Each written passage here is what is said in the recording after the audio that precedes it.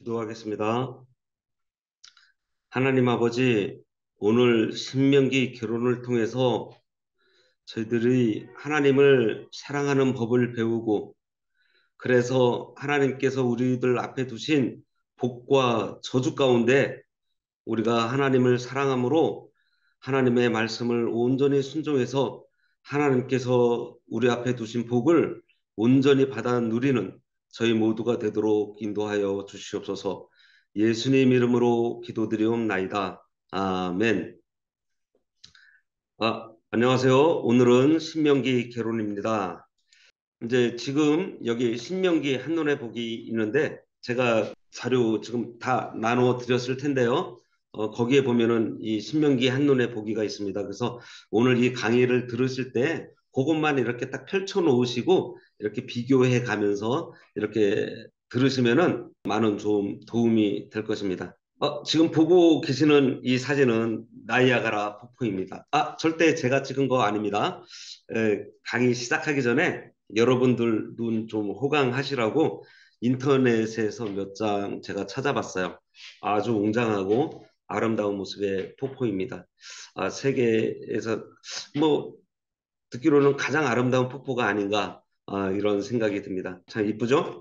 제가 오늘 여러분들하고 같이 이렇게 강의를 해야 되는데 제가 지금 캐나다에 있어서 좀 미리 좀 영상을 녹화를 했습니다. 그래서 오늘 이렇게 여러분들과 함께 하게 되었습니다. 자, 이제 여기 지도를 보면은요. 동서남북이 있습니다.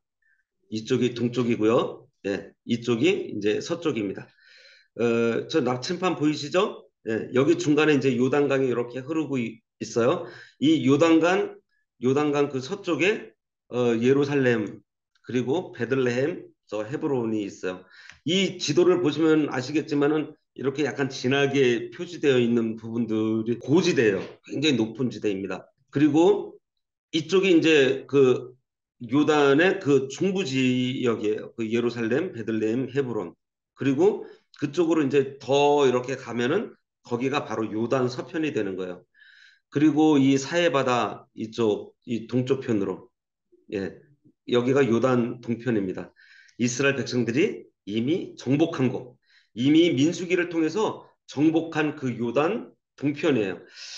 저기 북쪽에 느보산이라고 있어요. 이 지도상에서 보면은 한번 생각해 보세요. 저게 좀 약간 좀 거무 좀 진하게 칠해져 있죠. 예, 그건 좀 고지대라는 얘기거든요. 저 느보산에 이제 올라가면은 뭐가 보이겠어요? 저 사해바다 건너편으로 그 사해바다가 이렇게 움푹 파여져 있으니까 이 느보산에서 쭉 바라봤을 때 저 멀리 배는 가나안 땅이 다 보이는 거예요. 저기서 신명기 말씀을 다 하고 모세가 죽습니다. 자기는 가나안에 들어가지 못하지만은 이스라엘 백성들이 들어갈 그 가나안 땅을 바라보면서 모세는 이 느보산에서 죽게 돼요. 얼마나 아쉬웠을까요? 그죠? 모세의 마음이 좀 느껴지지 않아요? 저기에 내가 들어가야 되는데 들어가지 못하고 바라만 볼 수 있는 그 안타까움 모세의 마음이 느껴집니다. 이 모세가 이 느보산에서 죽기 전에 이스라엘 백성들을 이 모압 평지로 이제 데리고 가요. 데리고 가서 그 모압 평지에서 모세가 마지막 유언 같은 설교를 하고 저 느보산에 올라가서 죽는 것이 신명기 말씀의 줄거리입니다. 그래서 신명기 말씀을 그 한마디로 그 요약하면은 이 복과 저주예요. 간단하게 얘기하면은 이렇게 살면 복 받고 저렇게 살면 저주 받는다는 말씀이 바로 이 신명기 말씀입니다. 이 이야기를 모세는 느보산에서 하고서 거기서 이제 죽게 돼요. 그래서 신명기는 이 모세의 그 유언과 같은 그러한 책이고요. 그래서 신명기는 모세와 같은 유언서 같은 책이면서 동시에 그 예언과 같은 권면이기도 합니다. 왜냐하면은 신명기 말씀에는 하나님을 사랑하고 하나님께서 주신 말씀대로 살면 복 받고 그렇지 않으면 저주받게 된다는 말씀인데 저주의 내용이 어떤 내용이죠? 이방 민족이 쳐들어와서 너희를 이제 사로잡아 갈 거야.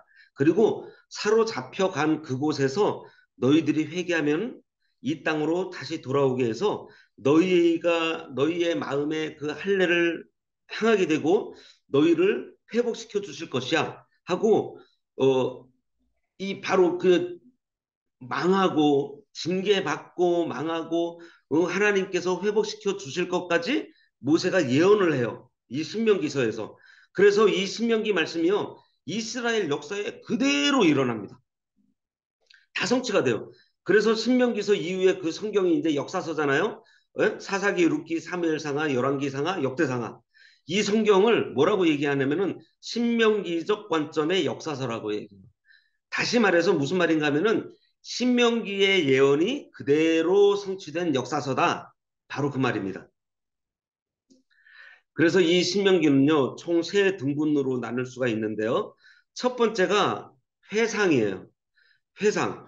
회상은 말 그대로 이렇게 이제 돌아보는 것입니다. 왜 돌아보는가 하면은 한번 잘 생각해 보세요. 지금 신명기 말씀을 듣고 있는 독자들이 누구일까요? 출애굽 1세대가 아니고 출애굽 2세대입니다.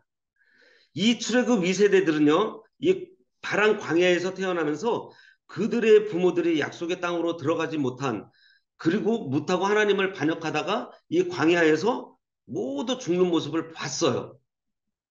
그래서 이것에 대한 회상이 첫 번째 설교예요.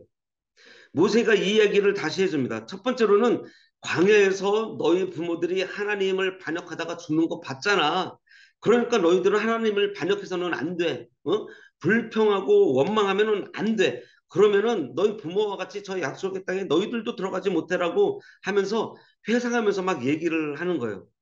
그리고서 두 번째 요단 동편에서 승리했던 것을 이제 기억하라는 것입니다. 이것은요, 이 세대들이 경험한 이야기죠. 직접 자기들이 경험한 이야기들. 하나님께서 요단 동편에서 너희들을 승리하게 하신 것을 기억하면서 가나안 땅에 들어가서도 충분히 너희는 승리할 수 있다. 예, 그것을 이 세대들에게 얘기를 해주고 있는 것입니다. 이것은 뭐예요? 그들에게 힘과 용기를 주면서 요단 동편에 이들이 그 모압 평지로 갈 때 에돔을 그냥 지나서 가면 되는데 에돔과 싸우지 말라고 하니까 이 에돔을 그러니까 빙글 돌아서 갈 때 어떻게 했어요? 뭐 바산왕과 막 그래서 막 전쟁들이 막 일어나잖아요. 그런데 그때 전부 다 승리를 했습니다. 그러니 가나안 땅에 들어가서도 너희들 얼마든지 다 이길 수 있어. 그러니까 두려워하지 마 하는 그러한 말씀 회상을 하면서 해주시는 거예요. 첫 번째 설교가 뭐예요? 예, 가데스와 광야에서 부모 세대가 겪었던 일을 얘기하면서 너희 조상처럼 하지 말 거. 두 번째는 너희는 승리했던 그 일들을 기억하면서 가나안 땅에 들어갈 때 절대 두려워해서는 안 된다. 하나님께서 반드시 너희에게 승리를 주실 것이라는 이 두 가지 이야기를 출애굽 2세대들에게 해주고 있는 거예요. 그리고 이 나서 이제 두 번째 설교가 이제 시작이 되는데요. 이 두 번째 설교가 신명기 말씀이 그 핵심이 되는 바로 신명기 율법 해설입니다. 그러니까 모세 오경에는요 두 가지 율법이 있어요. 첫 번째는 레위기 율법이고 두 번째는 신명기 율법이에요.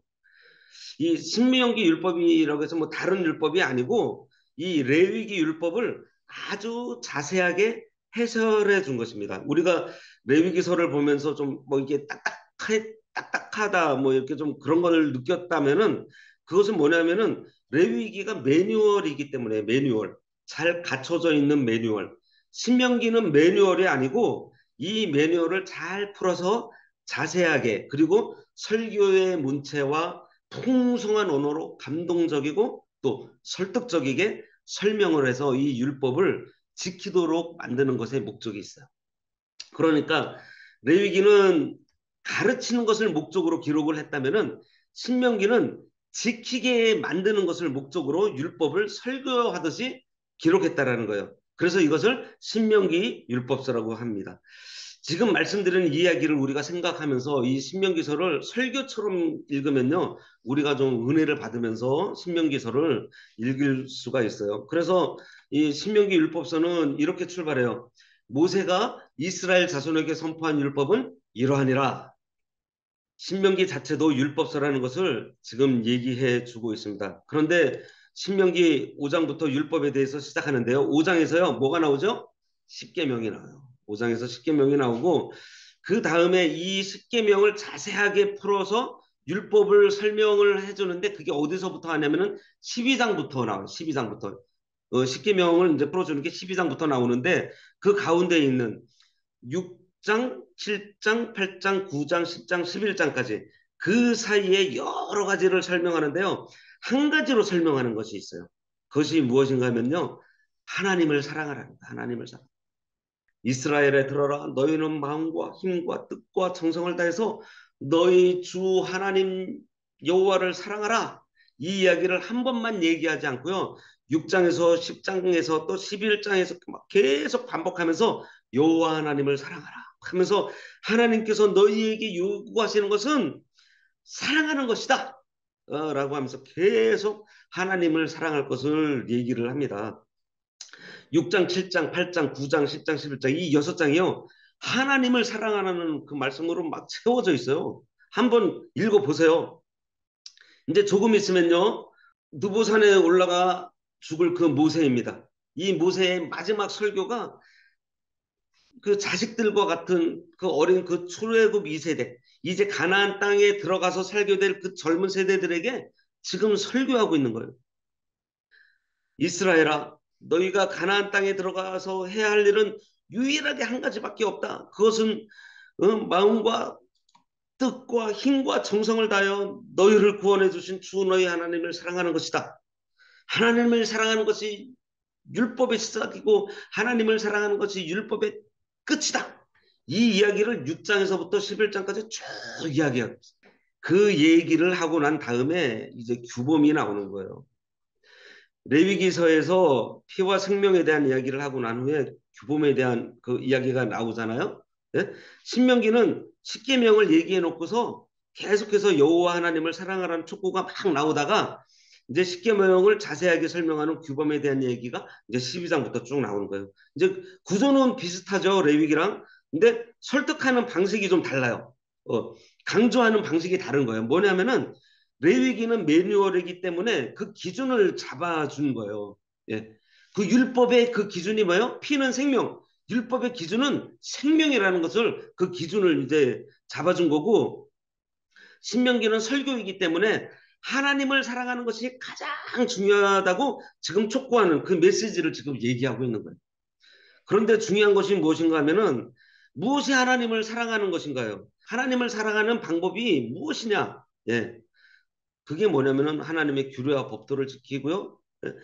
이제 앞으로 이제 12장부터 얘기하게 될 그 이제 이스라엘 백성들이 가나안 땅에 들어가서 살면서 지켜야 할 규범과 법도 바로 율법을 지키는 것이 이스라엘 백성이 그 하나님을 사랑하는 방식이다. 그리고 다른 신을 절대 따르지 않는 것. 그리고 여호와 하나님을 가나안 땅에 들어가서 너희들 등 따시고 배부르고 이제 부자가 되었다고 그래서 하나님을 잊지 말라는 거예요. 그것이 하나님을 사랑하는 것이다. 그리고 너희 주위에 가난하고 고아와 과부가 있을 것인데 그들을 돌보고 베푸는 것이 하나님을 사랑하는 것이다. 그거를 얘기하면서 하나님을 어떻게 사랑해야 되는지 이제 자세히 설명하는 것이 6장부터 11장까지의 이야기예요. 그리고 나서 이제 12장부터 이 십계명에 대해서 자세하게 풀어주는데 자 보세요. 여러분 십계명 다 외우시죠? 뭐 요약하면은 1에서 4계명까지는 하나님에 대한 그 계명, 5에서 10계명은 사람에 대한 계명입니다. 하나님의 다른 신을 두지 말 것, 뭐 어떤 모양이라도 자기를 위하여 만들지 말 것, 하나님의 이름을 망령되이 일컫지 말 것, 안식일을 거룩하게 지킬 것, 또 부모 공경하고 또 살인, 간음, 도적질, 또 뭐 재물에 대한 예. 그건 중요한 것이 뭐냐면요. 이 12장부터 저 뒤에까지는 그 십계명을 아주 자세하게 이제 풀어서 이제 이스라엘 백성이 가나안 땅에 들어가서 살게 될 그 맥락에서 설명해 놓은 것이 바로 이 신명기 율법서의 특징이라는 거예요. 그리고 이것이 끝나고 나면은요. 28장에서 또 복과 저주에 대한 이제 얘기가 나오고 있습니다. 레위기서에서도 그랬듯이요. 이 신명기에서도 마찬가지로 너희들이 가나안 땅에 들어가서 말씀을 잘 지키면 복 받게 될 거야. 들어갈 때도 복 받고 나갈 때도 복 받고 저기를 가도 여기를 있어도 복을 받을 것이야. 누워 자고 있어도 복 받고.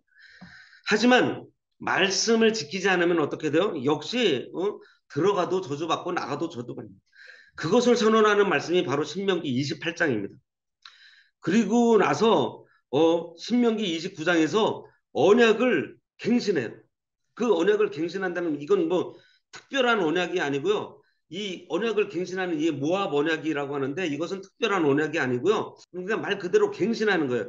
다시 한 번 더 출애굽 2세대들에게 도장을 꽝꽝꽝 찍게 만든다라는 거죠. 그리고 마지막으로 이 30장에 가서 하나님을 사랑할 것을 한 번 더 얘기를 해주고 있습니다. 그리고 이제 31장부터 이 34장까지 이 지도자를 이양을 하는데 여호수아에게 지도자를 넘기고 마지막으로 모세가 이제 노래를 부르고 그리고 모세가 이스라엘 백성들을 축복을 합니다. 뭐 지파별로 이제 다 축복을 하죠. 그리고 모세가 느보산에 올라가서 죽는 이야기로 신명기를 맺습니다. 오늘 이렇게 신명기에 대해서 이제 봤는데요. 가장 중요한 것은 뭐냐면요. 신명기서에는 하나님께서 우리 앞에 복과 저주를 두셨어요. 그런데 그 복과 저주를 두셨는데 우리가 거기에서 그 복을 받기 위해서 뭐를 해야 된다? 하나님을 먼저 사랑해야 돼요. 근데 그 하나님을 사랑하는 그 방법이 뭐라고요? 예, 하나님의 규례와 법도를 지키고 우상 섬기지 말고 우리가 하나님 잊지 말고 하나님께서 정해주신 그 규례를 잘 지키면서 고아와 과부와 그 약자들을 우리가 잘 돌보는 그러한 생활을 하라는 그러한 말씀입니다. 그러면서 이제 모세는 여호수아에게 이 권력을 이스라엘을 지도하고 인도할 여호수아를 세우고 하나님께 찬양하며 또 이스라엘 백성들에게 축복하고 이제 느보산에 올라가서 죽는 그것으로 이 신명기가 마무리가 되었습니다. 자, 기도하겠습니다. 하나님 아버지, 저희들이 마음과 뜻과 정성을 다해서 우리 주 여호와 하나님을 섬김으로 우리 앞에 두신 그 복을 날마다 받아 누리는 저희 모두 되도록 인도하여 주시옵소서. 예수님 이름으로 기도드리옵나이다. 아멘.